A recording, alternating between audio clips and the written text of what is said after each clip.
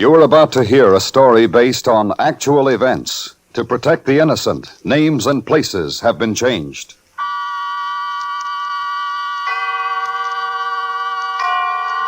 Autolite and its 96,000 dealers bring you Mr. Ray Milland in a story taken from life. Tonight's presentation of Suspense. Tonight, Autolite presents The Log of the Marne, a true story concerning a British gunboat trapped by communist fire 140 miles from help, starring Mr. Ray Milland.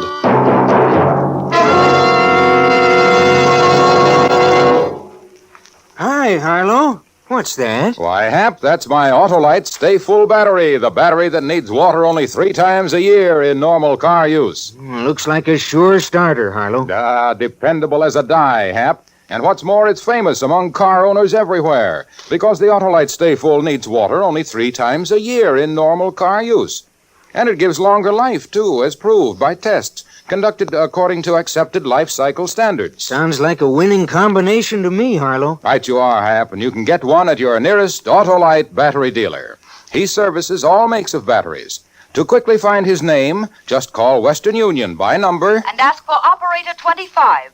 That's me, and I'll gladly tell you the location of your nearest Autolite battery dealer where you can have your battery checked this week. And remember, from bumper to tail light, you're always right with Autolite. And now, with The Log of the Marne and the performance of Mr. Ray Milland, Autolite hopes once again to keep you in suspense.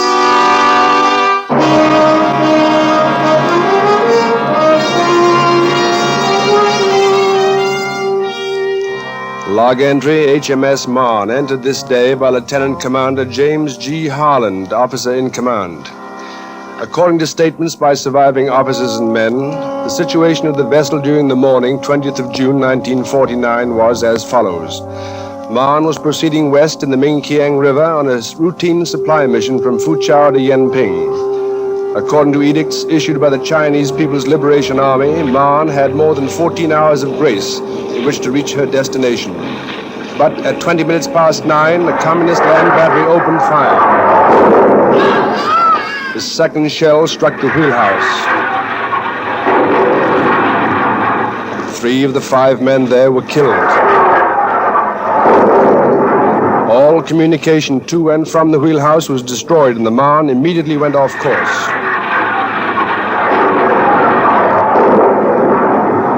Meanwhile, 2 consecutive direct hits were suffered by the bridge.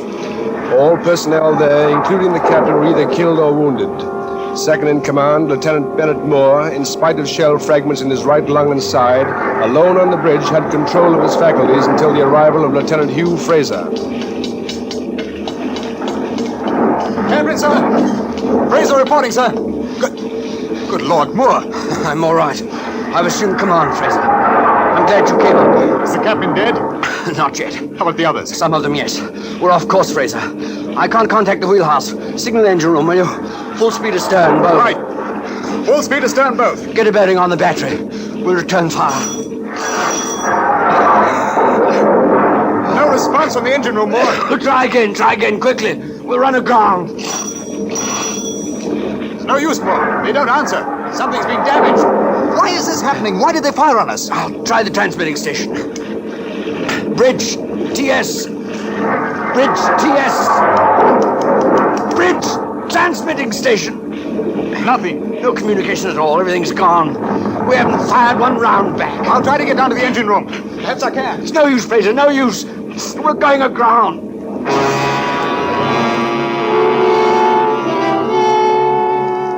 15 minutes after the attack was opened, Marne was aground.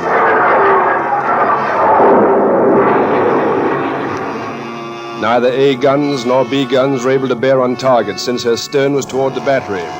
Consequently, X gun was ordered into local control. There was no care for the wounded. The sick bay had been hit.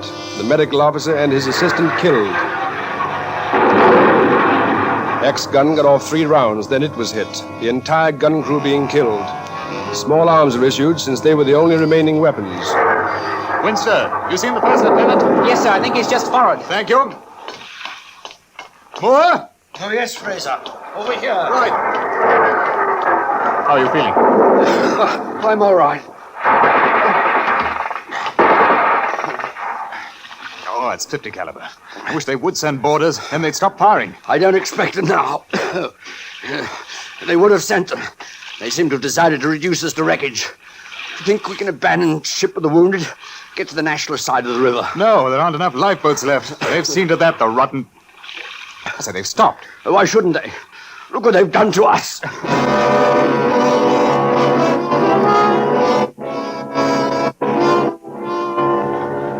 June 21st, the following day, I received orders in Hong Kong to proceed by air to Marne and to take along medical supplies and a medical officer, Lieutenant Robert Lamb. Our Sunderland was fired upon as we landed. Although we sustained enough damage to make it impossible to transfer all of the supplies, we considered ourselves fortunate to have half aboard when the flying boat was forced to leave. It was put to immediate use by the MO and I was taken to the officer in command. In here, sir. Oh, yes. We've had to use the radar room as a command center, sir. Almost everything else has been knocked out. I see. I shall want a complete report on the condition of the ship after I speak to Moore. Yes, sir. Do you think he's fit to carry on, Fraser? Oh, no, sir, no. I'm surprised that he's still alive. He's not able to stand now. Oh, poor devil. Here we are, sir. Who is it? It's Fraser, Bennett. Oh, I heard a plane, didn't I? I'm sure I did. Yes. Sunderland brought a doctor and medicine, Bennett. This is Lieutenant Commander Harland, Lieutenant Moore. Oh, don't try more. Oh, thank you, sir. The C&C asked me to convey his admiration for what you've done, Moore. Oh, thank you, sir. Do I understand that I'm being relieved of my command? Good Lord, you've done all you can. You're in no condition to go on. I'm all right, sir. I feel much better than I did yesterday. I'm sorry, Moore. My orders are to assume command. I can't do anything else. Yes, sir. Now, Fraser, I should like to meet with the other executive officers. There's only one now, sir. Oh? Pills died this morning. There's only Alden and myself now, sir. I see. Then I shall want to meet him if you could suggest a place.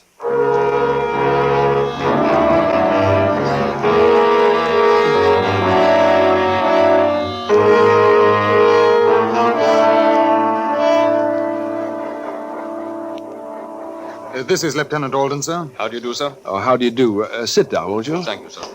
You've had quite a go. Yes, sir. And I don't think any of us would mind if we knew the reason behind it. We were told that the communists had promised us 14 hours to reach Yenping. They had. So we were entirely within our right, but they fired on us. There's been no explanation. Dispatches were sent to their headquarters immediately we received your message. When were you shelled last? This morning, when we were sending some of the wounded ashore to the nationalists. Oh, I didn't know that. Yes, sir. They sent a junk out last night, and we asked them to come back at dawn with some more boats. They told us they'd see them safely to Foochow, but the men who really need help couldn't go. They were too torn up to live through the journey. How many did you send? 42, sir. How many seriously wounded are there? 35, sir. And how many dead? 31, sir. Your original complement was 149. Yes, sir. There are 41 of us left. I see. But we still have power. Oh, yes, sir. They fared quite well below decks. But the communication between the bridge and the engine room was knocked out. Is there anyone aboard who can repair it? I'm not sure, Oh, sir. yes, Fraser. Lillis has left. Oh, I wasn't sure, sir. He can do it. Are you going to try to refloat us, sir? Make a run for it? Refloater, if possible, yes. I'd like to be ready to make a run for it if we're ordered to. What about the guns? They're all gone, sir. What about fuel? Depends on how long we stay, sir. We were to refuel in Yenping. I'm afraid navigation will be a bit of a problem, sir. The charts were burned. Uh-huh. Well, we shall have to do with what we have, won't we? Yes, sir. Then I'd like every available man put to work at once on the foredeck. I'd like everything that is heavy and can be broken loose moved aft. In the meantime, I want any water ballast and all the fuel oil in the forward tanks pumped out. Over the side, sir? Yes, I think the loss of fuel oil at the moment is not as important as getting Marne afloat again.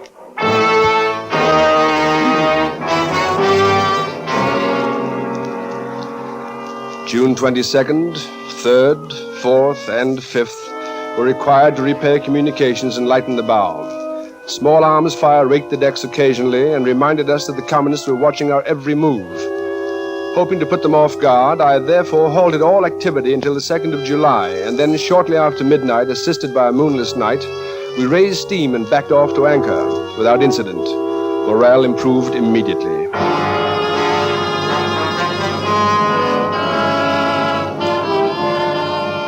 July 15th. An attempt to shift our berth was answered by a 30-minute barrage. It was obvious that the communists would destroy us if we tried to leave.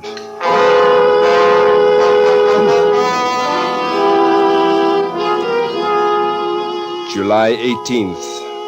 Shortly after midday, communist forces were seen crossing the river below us against no nationalist resistance of any kind. Later that same day, they crossed above us as well, and we realized that we were completely cut off. I ordered all ventilation shut off to conserve fuel.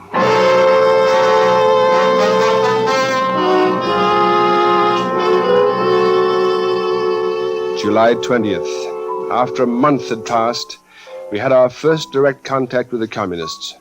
A Major Kung requested me to come ashore to talk with him. I accepted his invitation and met him in a hut a short distance from the river. I wish to make it clear that your ship will not be molested if she does not move, and that there is no more trouble from your ship. Trouble? You realize that this would not have happened if you had not fired first. I think you're mistaken. You fired first, and I would appreciate safe passage down the river. I cannot grant you a safe passage. It is up to my superiors. But first, you must admit that you fired first.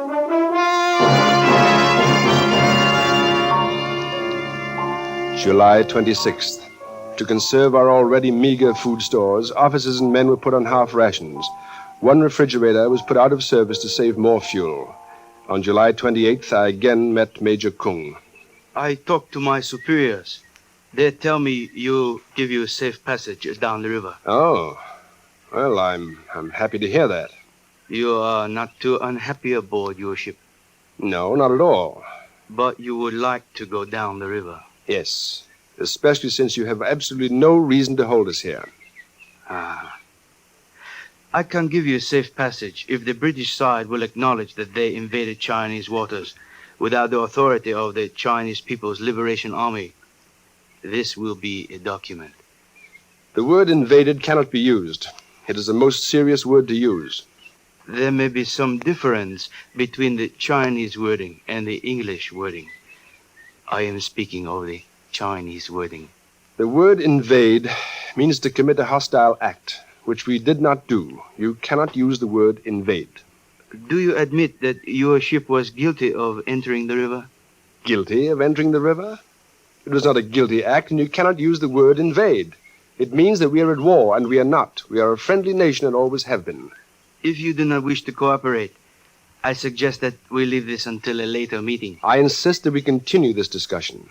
Then you are ready to admit the British guilt. I think the subject at hand is your guilt.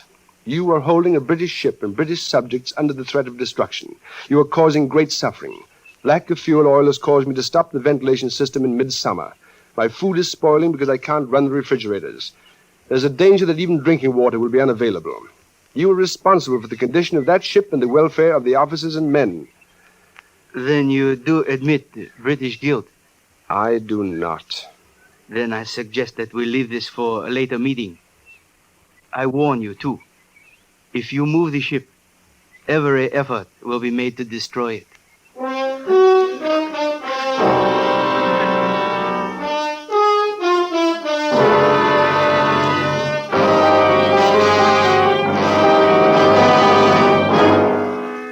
Autolite is bringing you Mr. Ray Milland in The Log of the Marne, tonight's production in radio's outstanding theater of thrills, Suspense.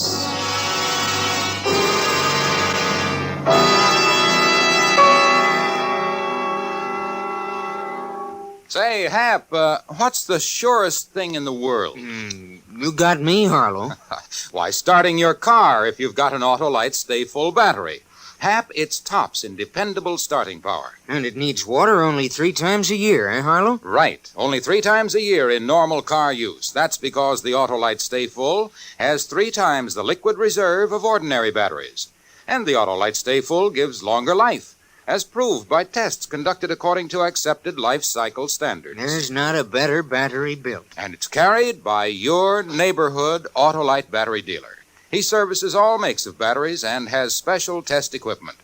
If a new battery is needed, he also has an Autolite Stay Full for your car. So take a tip from me. See your Autolite battery dealer this week. To quickly find his name, just telephone Western Union by number. And ask for Operator 25.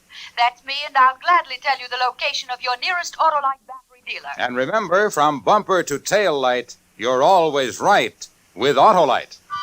And now, Autolite brings back to our Hollywood soundstage Mr. Ray Milland in Elliot Lewis's production of The Log of the Marne, a dramatic report well calculated to keep you in suspense.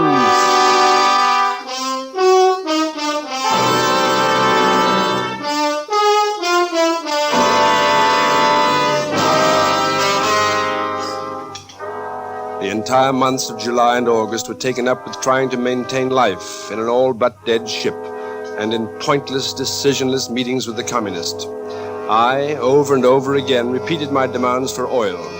They repeated their demands that I admit British guilt. By September 9th, conditions aboard were quite serious. Officers and men were without any of the conveniences afforded by a modern ship, and they were almost without food. Morale was at its lowest ebb when I heard a shout from the deck. Junks coming down the river. Junks! I think they're carrying oil. Captain, sir! Captain Harlan! I think they're giving us our oil!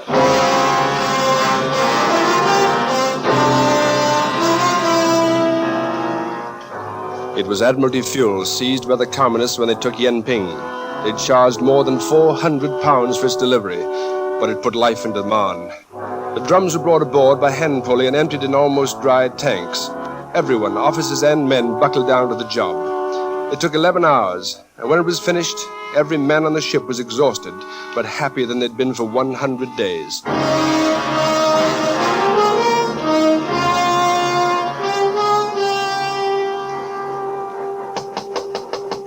Good morning, sir. You sent for me? Yes, come in, Fraser. Yes, sir. How much fuel oil did we take aboard last night? 296 drums, sir. That's approximately 56 tons. Yes, well, that should do us nicely. Oh, yes, sir, it already has. Ventilation's running again. It reached 136 degrees in the engine room yesterday. Yes, I know it's uncomfortable. Fraser, I'd like to have you arrange a working party. Yes, sir. I want the anchor cable lashed with bedding. But first, I want the bedding to be soaked thoroughly in soft soap and grease. The anchor cables, sir? Yes. Every time the ship swings at her moorings, the cable screeches and scrapes. It's rather getting on my nerves. After more than 3 months, it's getting on your nerves, sir? That's what I want you to tell the men. Fraser, look, old boy, I'm going to break out tonight. Yes, sir. When you've put your men to work, bring Alden, Lillis, Lamb, and Nisbet. I'll explain the reasons for my decision.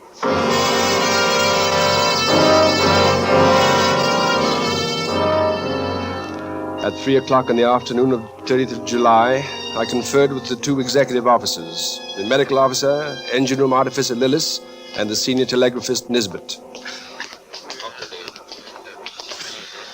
I want to break out tonight at 10. I've asked you here so I could tell you my reasons why we should. And I want you to give me any reasons why we should not. Oh, I think all of us have had enough of this, sir. Yes. The delivery of fuel last night was important for two reasons. One, at least 47 tons of fuel will be needed to drive us to the open sea. They gave us 56 tons, which really leaves little to spare. That's right, sir. Tonight will be the last one for a month with the phase of the moon ripe for a breakout. The moon is due to set at 11 o'clock. Now, I've decided to slip away at 10, accepting 1 hour of the waning moon as an unavoidable handicap. Now, we'll need every minute of time if we hope to get past the big guns at Liangkong before dawn. Yes, sir. Now, rains farther inland have raised the river, and traveling by night without a river pilot, we'll need all the water there is to get us over the mudflats. Lillis, Yes, sir? if we come under fire, I shall ask for smoke, understand? Yes, sir. I think everything's in tip-top shape below decks. We'll do the best we can, sir. Good. Nisbet, Yes, sir. wireless silence will be enforced until I'm ready to send a message. Then only flash procedure will be used. Yes, sir. Lamb and Fraser. Yes, sir. I want to make Marne as splinter-proof as possible. Now see to it that the wireless office, the bridge, and the habitable mess decks are sandbagged. If we haven't enough sand, use mattresses or cushion covers or canvas kit bags, anything. Yes, sir. Now make your preparations as soon as possible, but do no work on deck until after dark. I don't want you to be seen. Grease all the bright work to cut reflection. Now you can do that during daylight. After dark, break out canvas and stretch it from the superstructure fore and aft to change our silhouette. Very good, sir. Now then, if we are hit and sinking, I will beach the ship if it's possible to save lives. The ship's company will get ashore. Then, I will blow up Marne. If disaster does come, your main object is to reach Fuchao or escape in junks to the open sea. Any questions? No questions, sir. Just one, sir. I wonder what old Major Kung will say tomorrow when he's dipped to private. Well, don't underestimate our Major Kung, Fraser. It's entirely possible that he arranged the oil delivery so that we would break out, so they'd have a chance to destroy us. Oh, I see, sir. However, pass the word along to the ship's company. And good luck to you all. I hope we make it. At least we'll have a devil of a good shot at it.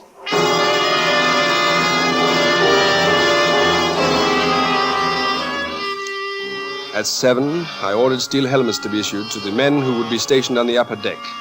At 9, I climbed to the bridge to accustom my eyes to the darkness. At 3 minutes past 10, we prepared to leave. Engine room reports are ready, sir. Good. Order them to obey telegraphs. Yes, sir. Engine room, obey telegraphs. Rudder amidships, Winster. Amidships, sir. Half ahead port. Half ahead port, sir.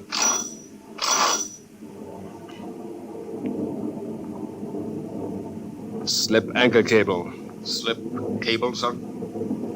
Slip cable.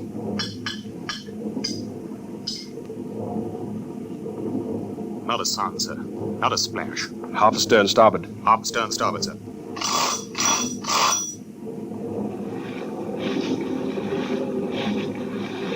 Hard starboard. Hard to starboard. Hard to starboard it is, sir. Steady as she goes. Steady as she goes. Sir, Yes, Fraser. the funnel, sir. Spewing sparks. Oh, blast it. Well, there's nothing we can do about it now. We've started. They'll see that if they aren't blind, sir. Shall I order alarm? Not yet. Port 15. Port 15, sir. Steady now. Steady, sir. Well, we've got round. Half ahead both, 10 knots. Half ahead both. 10 knots, sir.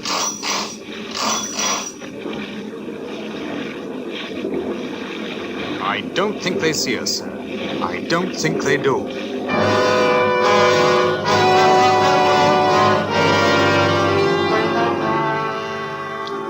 It did seem that our departure had gone unnoticed.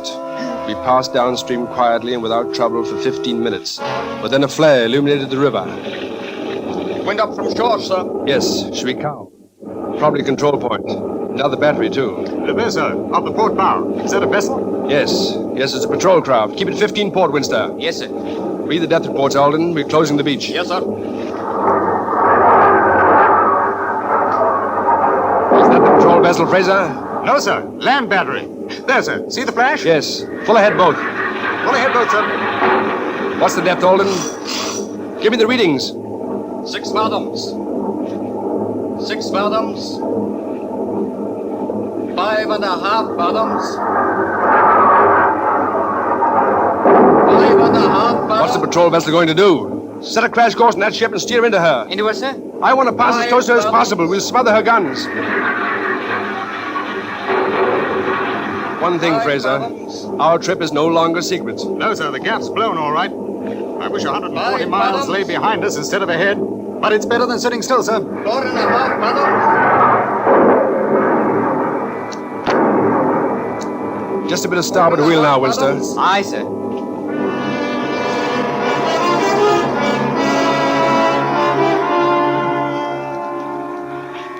We passed Shuikao without sustaining damage.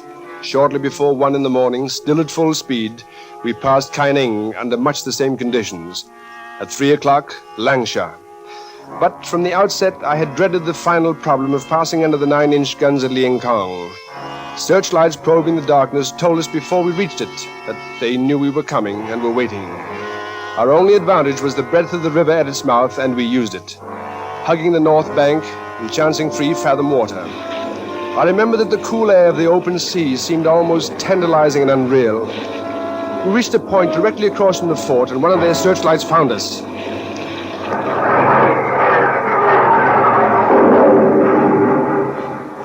Give me smoke. Make as much black smoke as you can. Right, sir. Make black smoke as much as you can. Starboard 20, Winster. Starboard 20. Starboard 20, sir. Zigzag. Keep them from getting a fix on us. 5 seconds to starboard, 5 seconds to port. Count them yourself. Count them aloud if you like. Aye, aye, sir.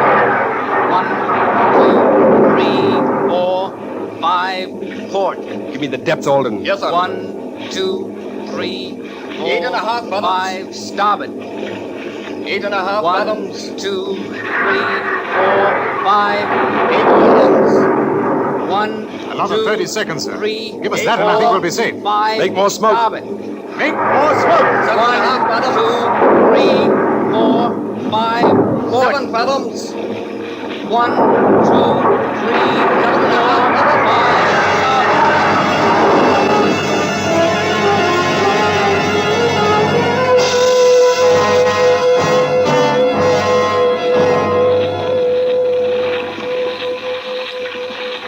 Set course for Hong Kong, Fraser. Half speed ahead, both. Yes, sir. Half speed ahead, both. I'm going to the wireless room. Yes, sir.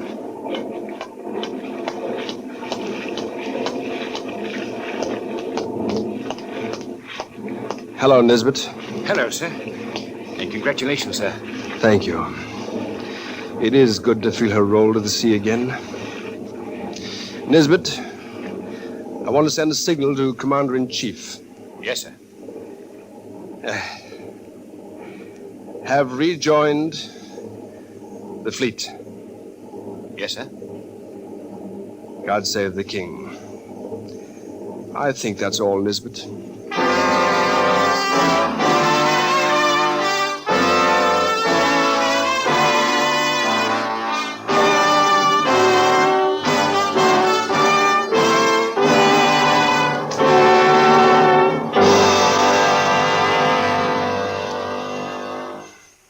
Suspense. Presented by Autolite. Tonight's star, Mr. Ray Milland. Hey, Hap, did you hear about the meeting? Oh, what meeting, Harlow? Why, the meeting of our American truckers this week in Chicago. You know, Hap, trucking is one of our most important industries, and it's the lifeline of the more than 25,000 American communities which depend on trucks alone for the delivery of their necessities. And that's not all. Right you are, Hap, for those careful and competent cargo conveyors can claim an unequaled highway safety record. Sure, with millions of accident-free miles every year. And that great record is largely due to the American Trucking Association's never-ending safety campaign, which Autolite is proud to have assisted for over a decade. Autolite salutes the members of the American Trucking Associations and wishes them continued success as the world's finest drivers.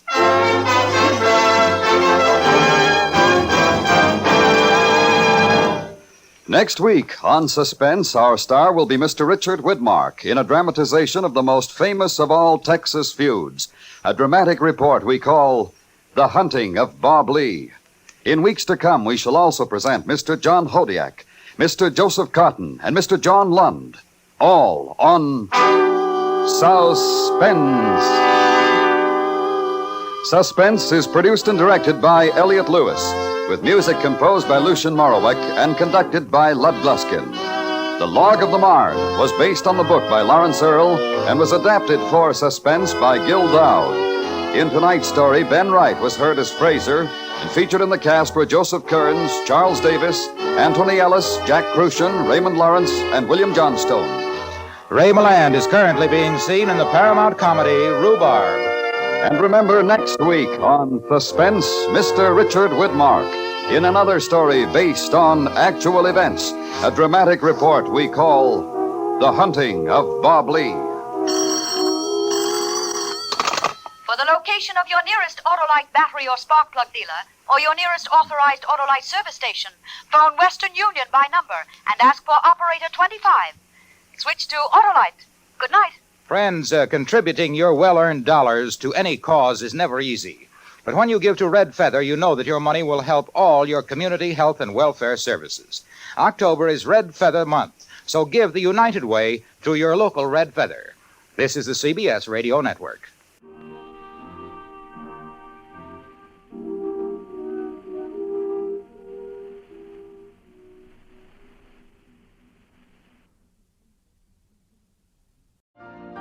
You've been listening to the OTR Gold Network. Find more classic radio at otrgold.com.